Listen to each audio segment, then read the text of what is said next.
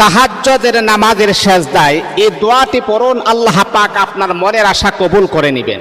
দেখেন, আমরা যে ফরজ নামাজ যে আমরা পড়ি, ফরজ নামাজের সেজদায় যখন আমরা পড়ে যাই তখন আমরা কি পড়ি? সুবহানা রাব্বিয়াল আ'লা।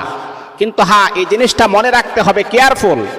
যখন আমরা ফরজ নামাজ পড়ব তখন সেজদায় গিয়ে সেজদার তাসবিহ ছাড়া ভিন্ন কোনো তাসবিহ উচ্চারণ করা যাবে না, ভিন্ন কোনো দোয়াও করা যাবে না। যদি দোয়া করেন তাহলে আপনার নামাজটা বরবাদ হয়ে যাবে। যত দোয়া আপনি করবেন সবকিছু নফল নামাজের ক্ষেত্রে কিন্তু দোয়া করতে হবে। এই জন্য তাহাজ্জুদের নামাজের সেজদায় যখন আমরা পড়ে যাব তখন আমরা সুবহানা রাব্বিয়াল আ'লা পড়ার পরে 3 বার 7 বার 11 বার পড়ার পরে তখন আপনি এই দোয়াটা পড়বেন, আল্লাহ পাক আপনার মনের আশা কবুল করে নেবেন।